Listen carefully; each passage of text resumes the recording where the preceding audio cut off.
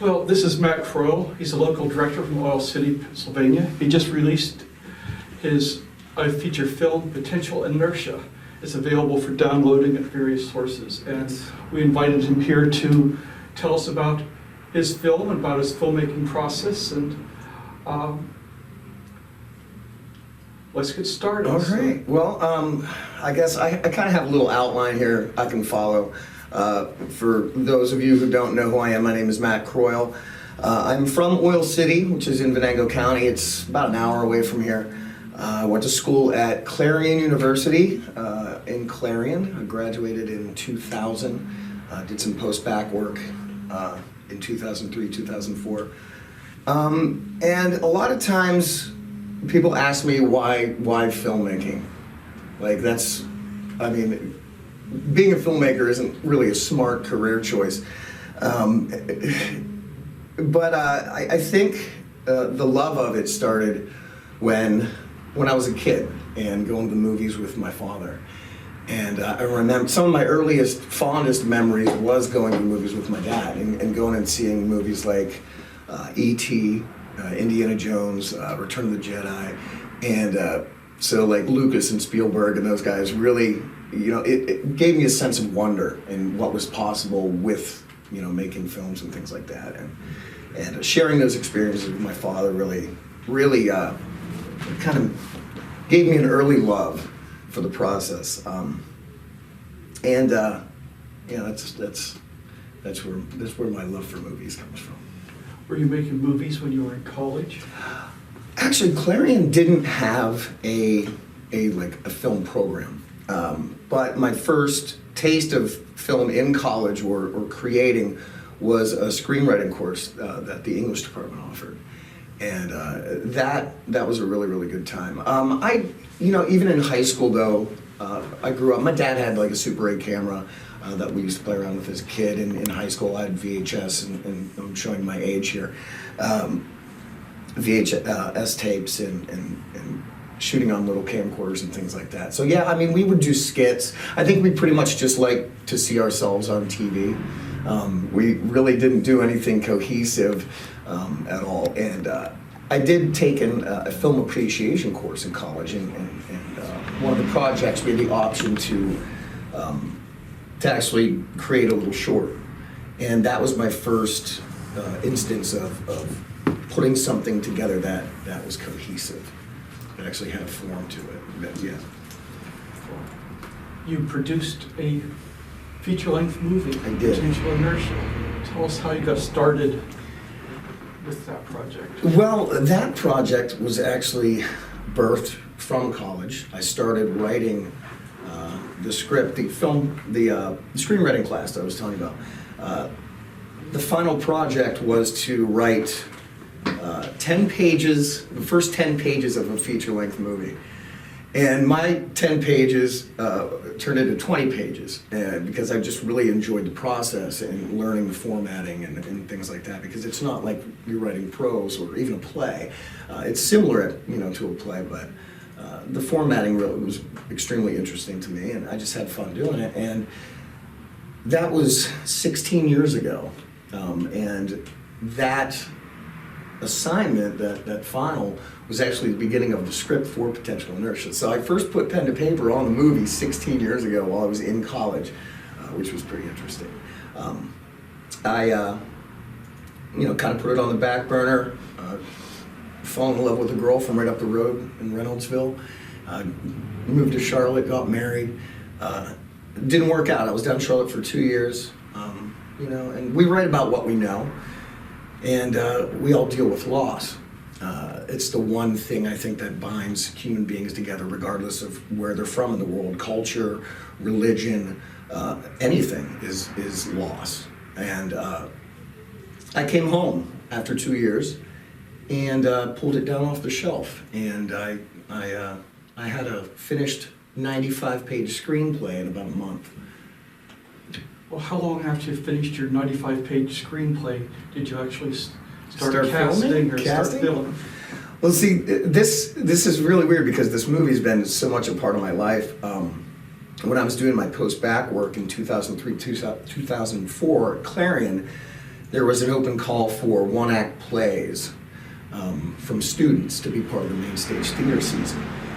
This 95-page script I adapted down to a 45-page stage play, which is kind of like reverse. Normally you get a movie, or normally you get a play and they make it into a movie. Well, I took a movie script and turned it into a play. It was a kind of a difficult process because there's things you can do on stage, or you can't do on stage that you can do on screen. So there was a lot of dialogue added to it and things like that. And then after that whole process was finished, I went back and took the dialogue that I had added into the stage play and put it back into the screenplay, which is the screenplay that we shot. It gave it more meat, it gave it more life that way. And then, wow, I didn't even start shooting. We started shooting the movie like 3 years ago this summer. 2012, that's pretty crazy. It had always been something that I wanted to do, and life gets in the way, and relationships and kids and things like that. And I was at a point in my life in 2011 that I just decided now's the time. If I don't do it now, I'm never going to do it. And so I just held open auditions in Oil City, and got some equipment together, and we started in the summer of 2012. Well, tell us a little bit about what the movie's about. It is about loss, in a nutshell. But it's about a guy who is graduating college, going out into the quote-unquote real world, which is a hard enough time as it is. But while he's going through this process, he deals with loss that he's never known before in pretty much every aspect of his life. And the story itself is about whether or not you can get through that, or let it get the best of you with or without the help of the people that you care about.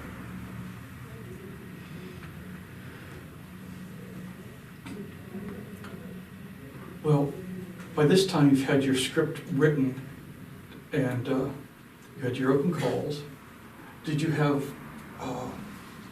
a good feel of the type of person you wanted for each one of your parts, or did it evolve as you cast the people to see what they produced? Did you change your script to match the people that you had? It kind of evolves. The script never changed, but obviously, when as a writer, you kind of have to separate yourself from the writer you. If you're a writer, if you're writing and directing, because the two kind of clash. The writing process is completely different from the directing process. Your mind is just in a totally different place. It was nice to get the turnout for the auditions, and I was lucky, I think, more than anything, to get the talent that I did. My cast was absolutely phenomenal. I'm so proud of them. They were with me 100% of the way. The best people that you could ever work with. I mean, for 2.5 years, they took the time out of their regular lives. They had regular jobs and did regular things, and families and kids, and they took the time over 2.5 years to actually come together. But the casting process, it was relatively easy, except for we had a few hiccups, as far as recasting. That was a thing. The role of Olivia, which is one of the major top billed female role, I had to recast 3 different times, and so that was kind of difficult. The role that I play in the film, we had recast it once, and that person couldn't do it, and so I just went ahead and I was like, look, I'm not going through this whole recasting process thing again. I'm just going to do it. I'm a trained actor. I'll just do it. So did the director Matt Croyle find the actor Matt Croyle difficult to work with, yes, or vice versa? Oh yes. What was great though, Matt King, who stars in the film, he was my right-hand man. He's listed as the first assistant director in the movie because he pretty much was that. Any scenes with him and I in it, if I'm on camera, he was shooting. If he's on camera, I was shooting. He actually went to film school at Temple, so it was nice having a lead actor that was technically savvy and a capable filmmaker himself to kind of interact with and ask advice from, and that sort of stuff. Over the 2.5 years of shooting, you probably changed equipment, and what did you learn from your first shoots to shots later on? What did you do differently as you progressed? Anything differently? Or? Well, it was weird. We did a web series in 2011 called Monster, which was kind of, in a way, a prep for me with the equipment and technical stuff. Shooting was weird because I had never worked with a DSLR before, and at low end one at that. We shot the whole movie on a Nikon D3100, which is a really low end Nikon. You can get them now, like the full package, for like $400. It was getting to know the camera was the difficult stuff. There's some footage, you can tell the earlier scenes we shot, and we tried to pull a lot of that out in the color grading process and in post-production. But there were full scenes where the auto exposure was actually on, and you can see it if you're looking for it. But if you're not looking for it, it's very negligible. It's very unnoticeable, but it's there. And it was learning things like that where I had no idea what I was doing, obviously. But the finished product, I'm very happy with. It turned out really well. You said you had people coming from all over at different weekends during the course of the shoot. How did you manage to coordinate? Well, it was a logistical nightmare. But I mean, we had actors from Jamestown, Cleveland, Pittsburgh, Erie, from all over the place. And like I said, they all had day jobs and families and kids and things like that. So one day it might call for Paul and Brooke to be on set, as it was on the first day of shooting. Actually, was Paul and Brooke. But Brooke's coming from Pittsburgh and Paul's coming from Erie. Is Paul working that day? Is Brooke working that day? You know, so it's like logistically to get people together. And I think the reason that it did take us 2.5 years to make the film was because my talent was coming from different places, and they were doing it on their own dime. So I was working with their schedules. So yeah, 2.5 years, but we stuck with it, and they stuck with me and believed in what we were doing, and we made a movie. It took us a while, but we did it. What was your total budget, you think, on shooting this film? The total budget on the flick was $10,000, and we were able to actually raise that. Grassroots funded the whole thing, crowdfunded the whole thing, from people in 9 different countries around the world, which was really, really cool. And a lot of people, you know, have this crowdfunding idea, or idea of what crowdfunding is. I mean, you got your Indiegogo and your Kickstarter, and there are experts out there that tell you, oh, you should only run your crowdfunding campaign for 30 days or 2 weeks, and you know, they have it figured out, like a formula, you know, that's more successful than others. But what I did with this film is throughout production, from pre-production through post, I kind of modeled it after an Indiegogo or a Kickstarter, but I kept it open the whole time. Because the more people that knew about the movie, the better, the more word got out there. And we were able to pull in people from all over the world, which was really, really nice. Did you run it independently on your own website? I did, yes, that's correct.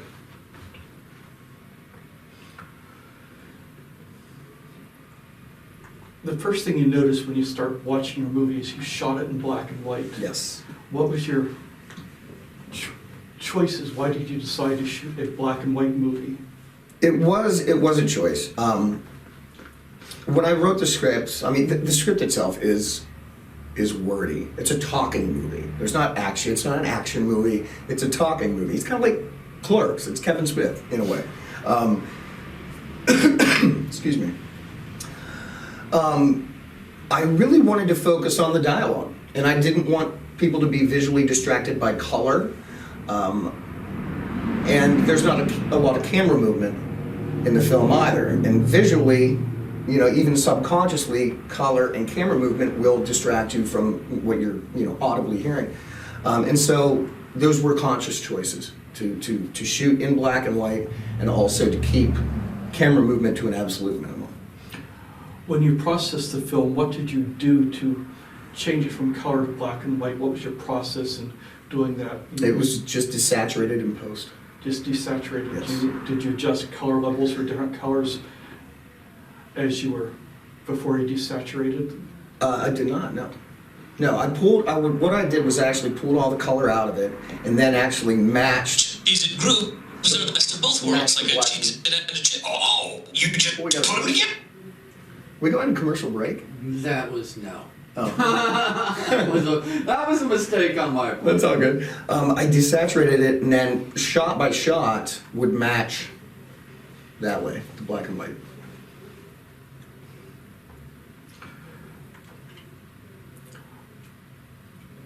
I suppose after 2.5 years, you became friends with a lot of these people that you're working with, and they start out as strangers.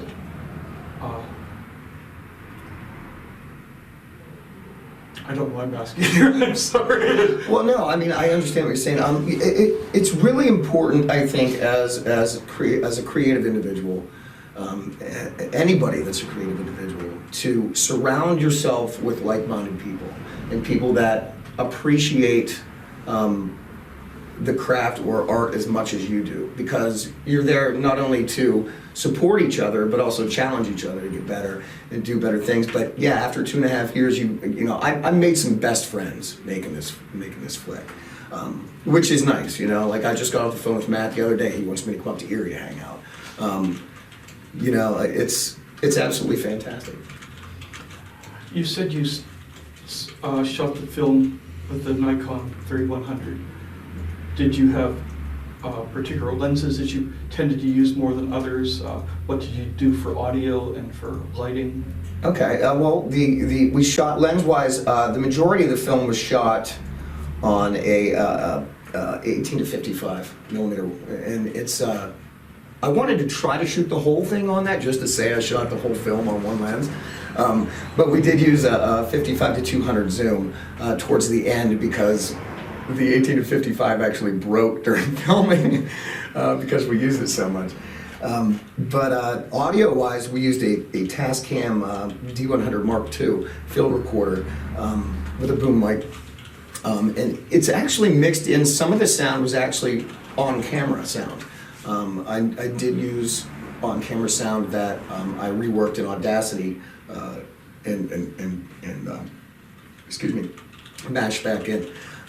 But yeah, I mean, it was definitely a process. But everybody on the film volunteered. I had friends come in holding the boom mic, and stuff like that. So yeah.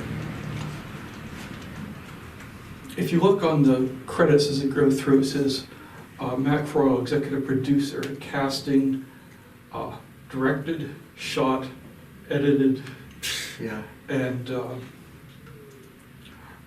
sound effect coordinator, Yeah. sound editor. Yeah. Did you feel like you did enough on the movie, or were you just like slacking the whole time? Well, I think it was Christopher Nolan said, I believe it was Chris Nolan, said, your first film, you should try to do as much on it as you possibly can, because then it's truly your movie. It's truly your own. I don't know if I would ever do that again, but I can totally take credit for anything that's good with the film, but I also have to take credit, I'm forced to take credit for anything that's bad with the movie as well. So I think it's important for first-time filmmakers to really do as much as you can on your first flick. If you were to give some words of advice to people who want to try to make the first film, where would you start? What advice would you give them? Honestly, I would say go to Best Buy or Walmart or wherever. Buy a camera, doesn't matter what camera it is, cheap, go out and just shoot, because you don't need permission from anybody to make a movie. There's so many people in LA and New York City that in the industry, people are probably going to hate me for this. I'm not getting rich off of this. They're at least working day to day. But there's so many people that work in the industry that as assistant directors and production assistants, and they have these dreams of one day being able to make a feature. And because they work every day in those capacities, and I'm not downplaying those capacities, they'll never get the opportunity to do it. So the thing is, you don't need permission from anybody.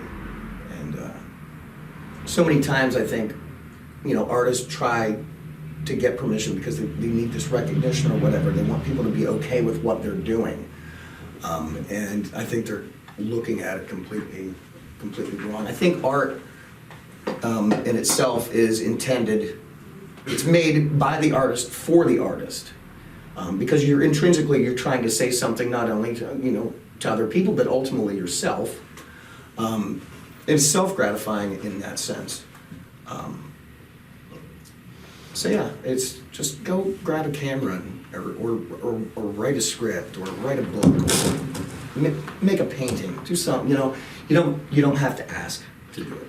We don't normally think of Oil City, Pennsylvania as the movie capital of the world. No. Do you think that's was an advantage in some ways for you? Well, it was kind of nice in the fact that there was no precedent set before I shot this there.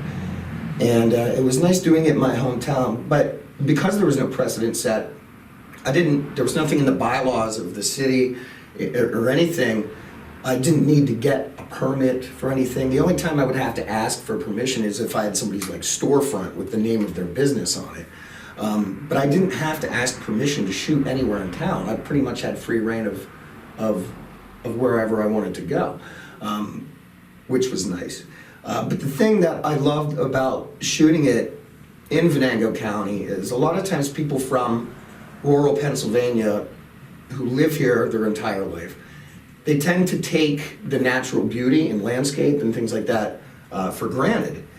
And they move away and they come back, and it's kind of like a renewed appreciation of where they grew up.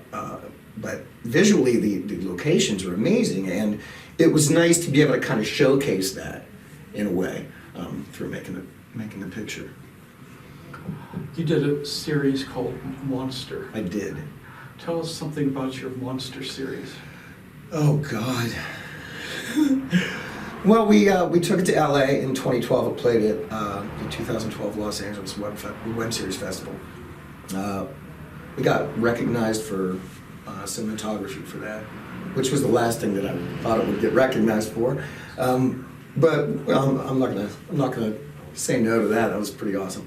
Monster was a way for me to, I guess, work through my own personal problems and things that I was having at the time, and it was just a creative outlet, and I try to be as truthful to myself as I could while making it. And the people that have watched it, really, it's a 6-episode series with they're about 10 minutes apiece, and a 7th episode that's an hour episode.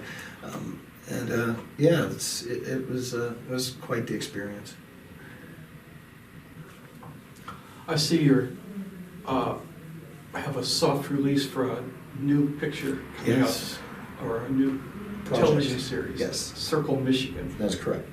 So tell us about your project that's in the works, or Well, we've done the web series. I've done web shorts, and I've done short movies and things like that. And the logical process in my head was, instead of trying to do something else again, because I'm constantly exploring new avenues as far as my artistic outlet goes.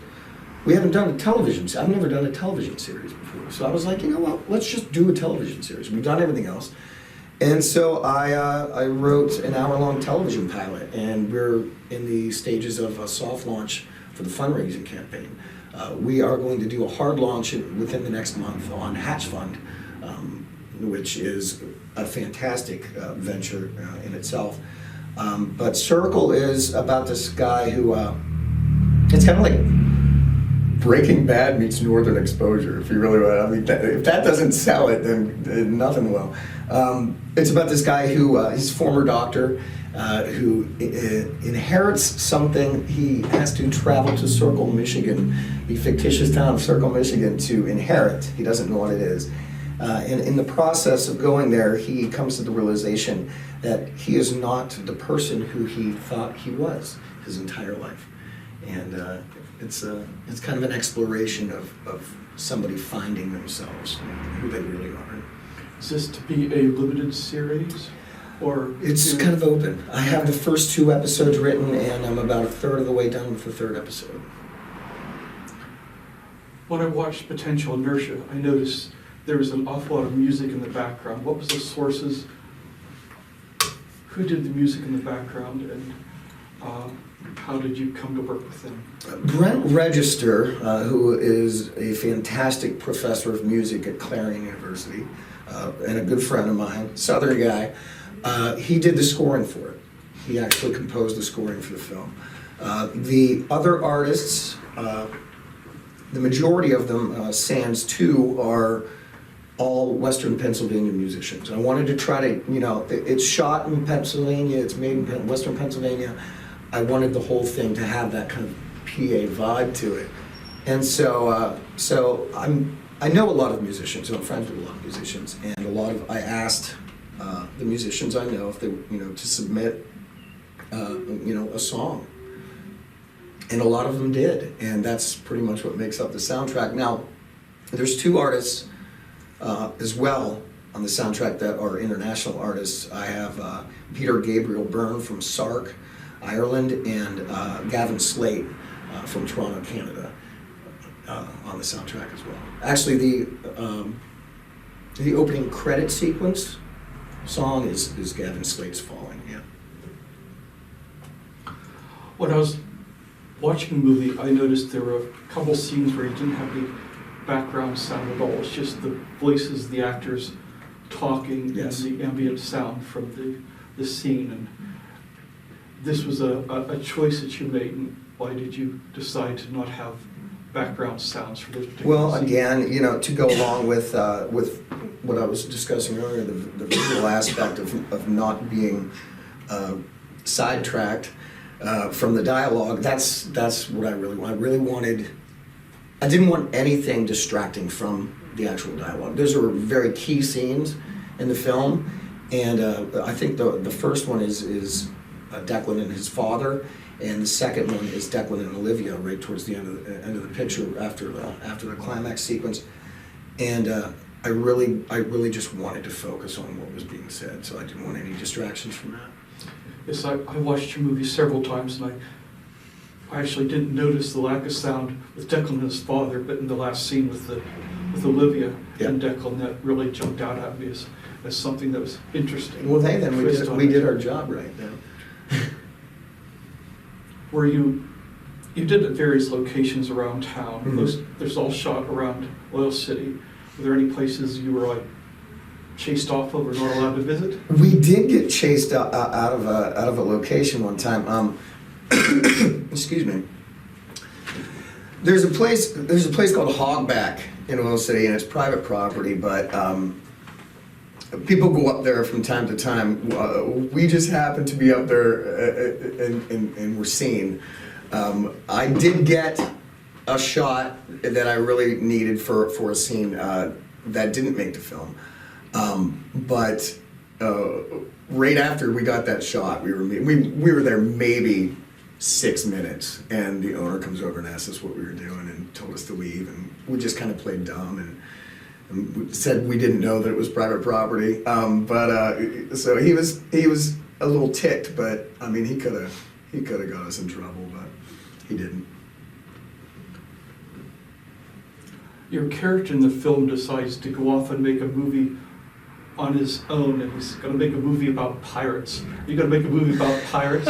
Is this anyway predictive of what you're going to do? Well, actually, it was kind of a pop culture reference at the time that scene was written. The Pirates of the Caribbean movies were in the theaters, or the first Pirates of the Caribbean movie was in the theaters. So it was kind of a jibe at those flicks.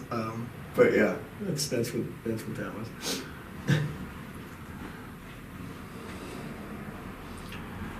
The main character is writing a movie within the movie, and he talks about being an autobiographical of his experiences with loss. So how much of the writer of the actual movie yourself is reflected in the characters and events that are in the movies? Well, I like to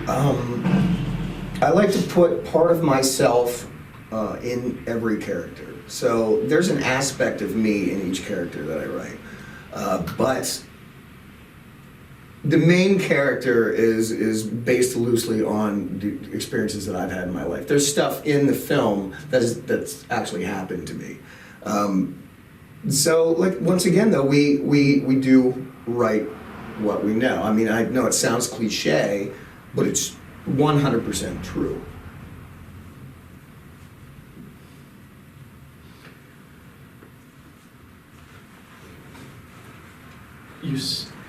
What did you study when you were at Clarion University?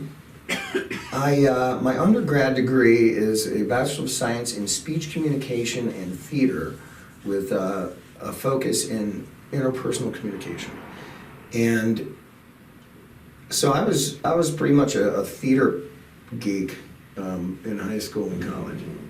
You describe yourself as a trained actor. I am. That's weird. so.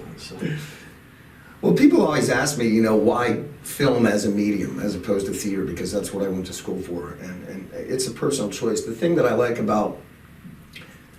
really draws me towards film is it's actually a physical record that won't change every time you view it. You have as many takes as you need to get it exactly and precisely the way that you want it, and say exactly and precisely what you need to say. You get the same exact performances that can be viewed 100 years from now.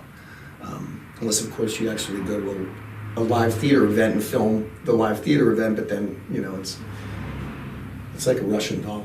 The theater event will still be different the next time Right. that it's presented, Right. whereas your movie will always be the same. It will always, you're preserving a moment.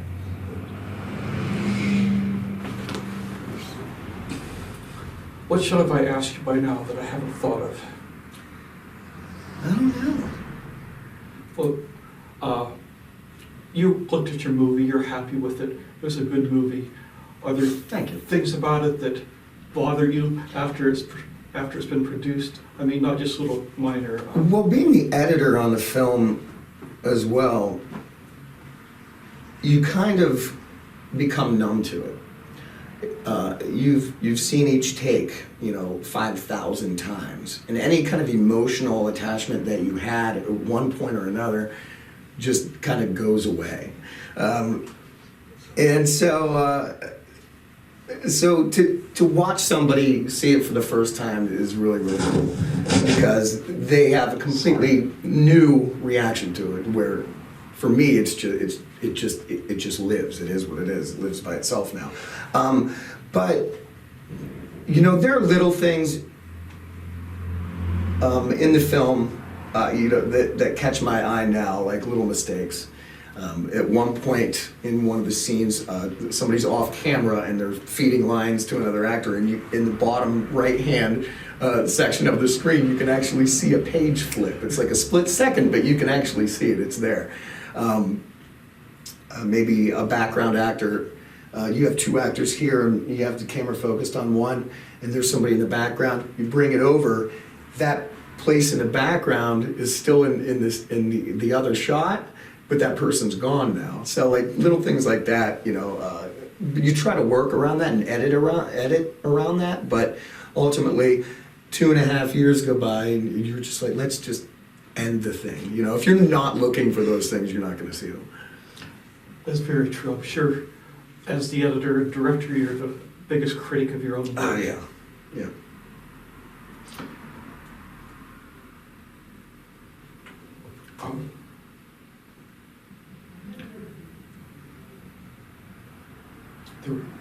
Any questions from the audience here? Yeah, we can take some questions if you guys have any questions. I have some. We don't have these guys mic'd, Right. so... I can repeat Or whatever they ask, you want that's to fine. paraphrase their question. Yeah. No, I had a couple, but now that you've asked, they're gone. They're gone? Yeah. I have one. Yeah. Whenever you're casting your films, do you find yourself casting a lot of theater experienced people into a film?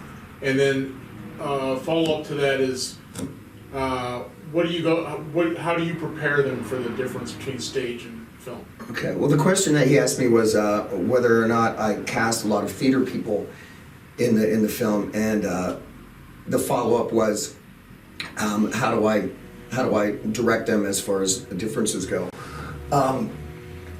In this specific movie, I don't believe there were any theater actors, which is kind of strange considering I know a lot of them. Unfortunately, in the Venango County area, there's not a lot of talent to pull from. I'm not saying that there aren't talented actors there, but it's kind of a dark area up there, and so that is really representative in the diversity of the areas my cast is from. I had a lot of first-time actors on the movie. Randy Moorhead was a first-time actor. Angie Spaziani was a first-time actor. Sarah Shago was a first-time actor, and these are all people that were able to pull off their roles really well, and make it real and grounded in a way that some actors that have experience couldn't have done. They were real, and that's kind of what I really wanted in the film itself.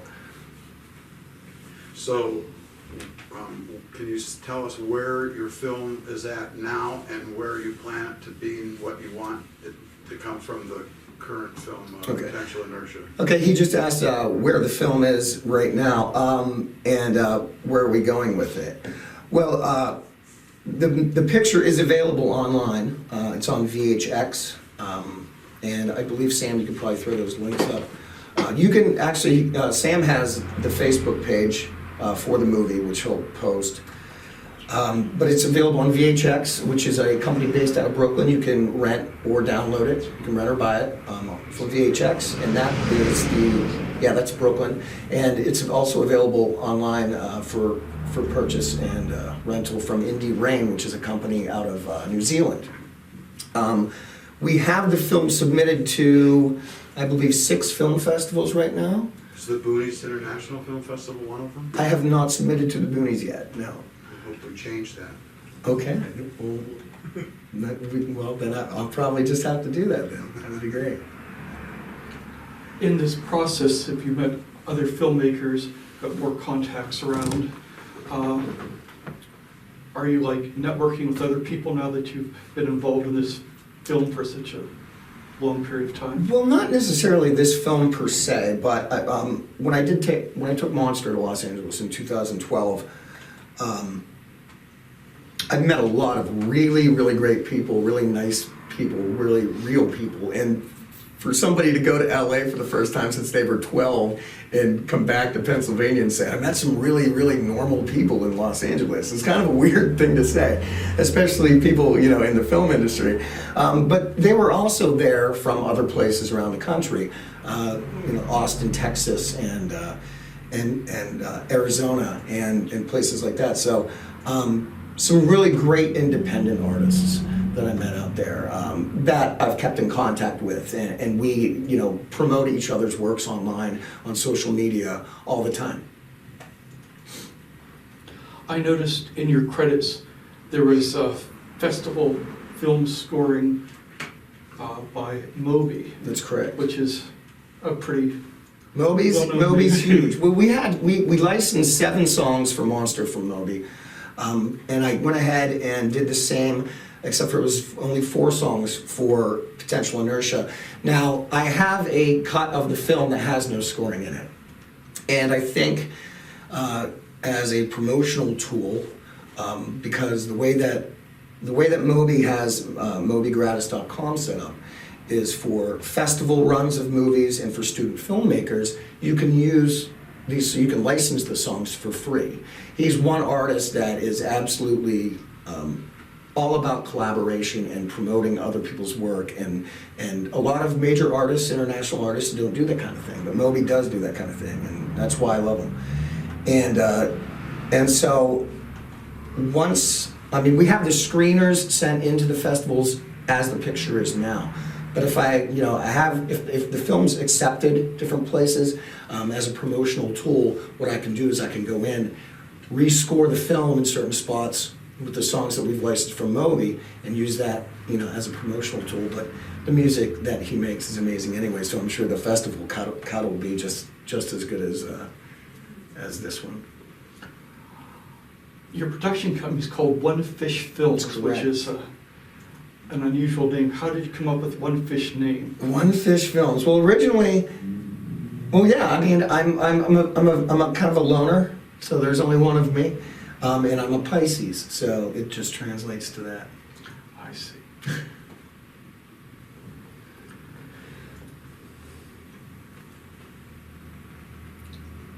Why don't you just talk? You could probably just talk about your project. No, I can't talk about mine. Talk about yours. Okay.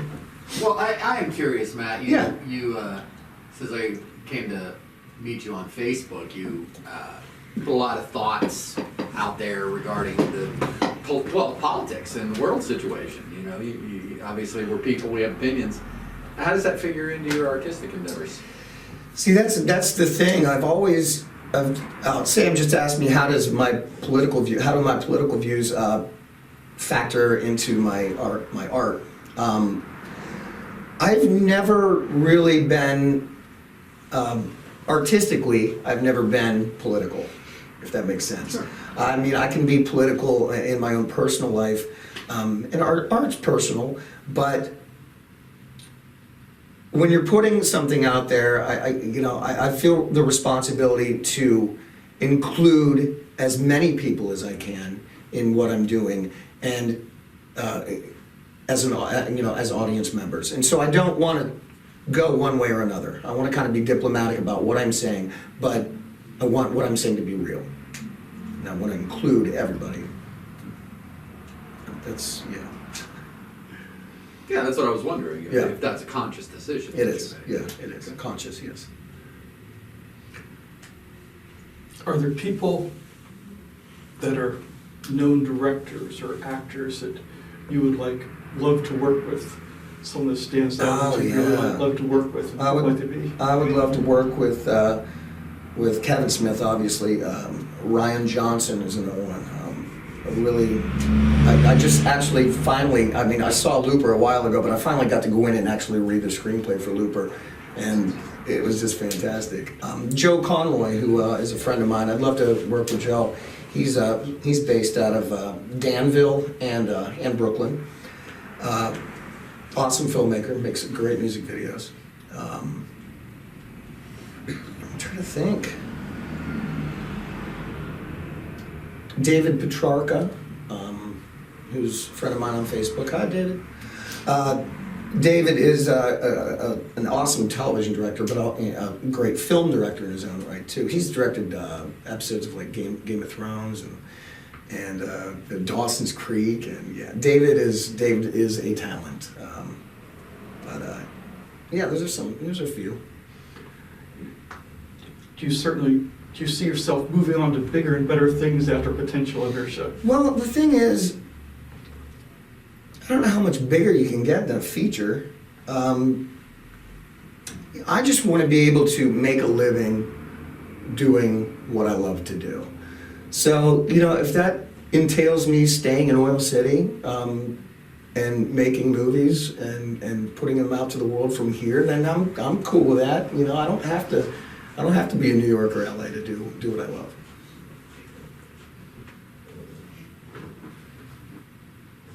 How's your the support of the community up there?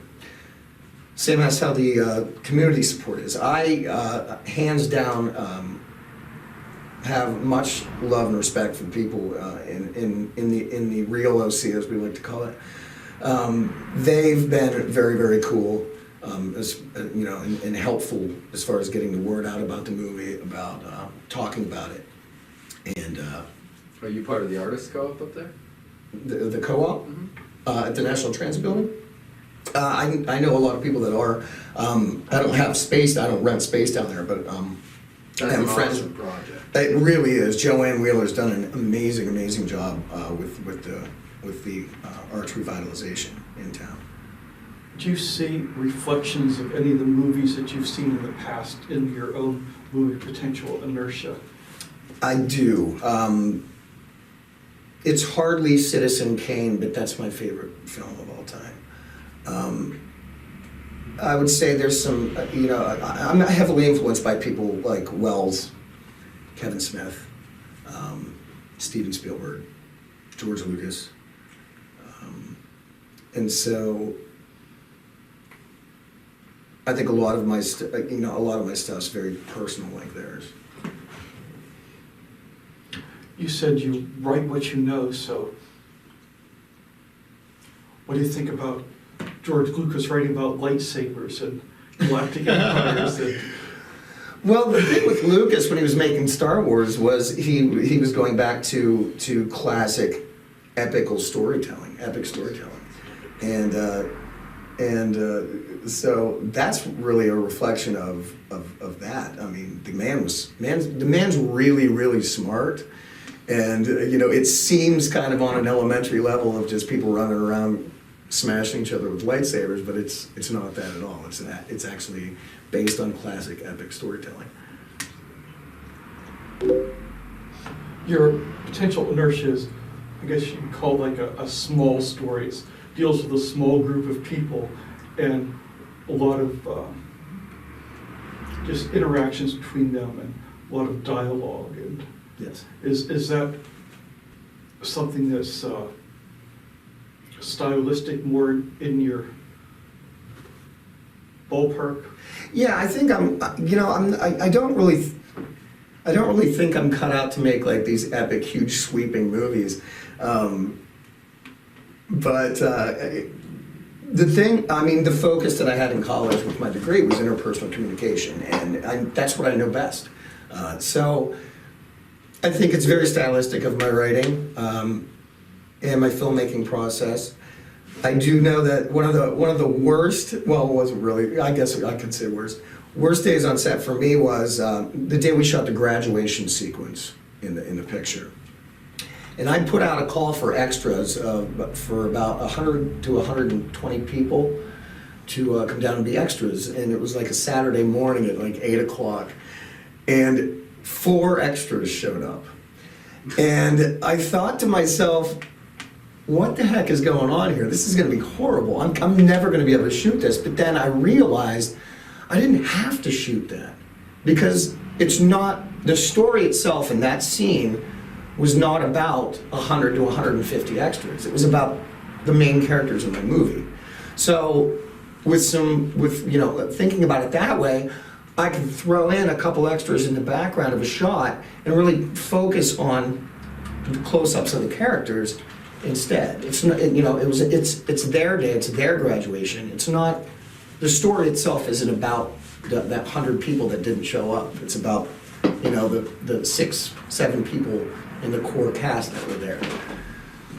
You were talking about how your visions as a writer varies from the reality of what you're trying to shoot as a director. Were there scenes that you envisioned as a writer that just didn't make it into the final movie? And how do you feel about those? Well, the thing with writing the picture and doing the screenplay is you're sitting there and you're in one moment and you're playing. You have to think cinematically while you're writing, and see the movie play out in your head as you're writing the script. And you have to make that separation. Once that script is done and the script is locked and you go in and start production on the film and you're shooting it and you're taking your actors to set day in and day out, you might not get the same location that you had in your head as a writer, and you have to figure out a way to make it work. And so it is a really strange process in doing so, but you do have to separate. You have to take that writer hat off and then put the director hat on and just kind of go from there. I would say 90% of directing is solving problems. or coming up with solutions to things that you may not have thought about at the initial start of the shoot. 10% of that is calling action and cut and telling your actors what to do. Besides the logistical problems of getting your actors there for scenes that are needed, That's- what other types of problems would you say you faced in writing that, and I mean in shooting the film? In shooting the film, it was actually, other than the logistical aspect of it, it was a relatively easy shoot. Nobody fought. I had no actors, other than recasting a couple roles. No actors fought. Nobody fought with me. Everybody got along. It was relative. I got lucky by casting like the best people ever. Well, I want to thank Ed, Frank, Sam Matero, and the folks here at the Kinetic for an awesome time today. I really appreciate it. And that's about it. It's nice that you could come and talk to us. We're trying to get this Filmmakers Club started, and having quality guests and live broadcasts is probably the way to go. I wish you guys the best. This is great. It was a great setup. So thank you very much.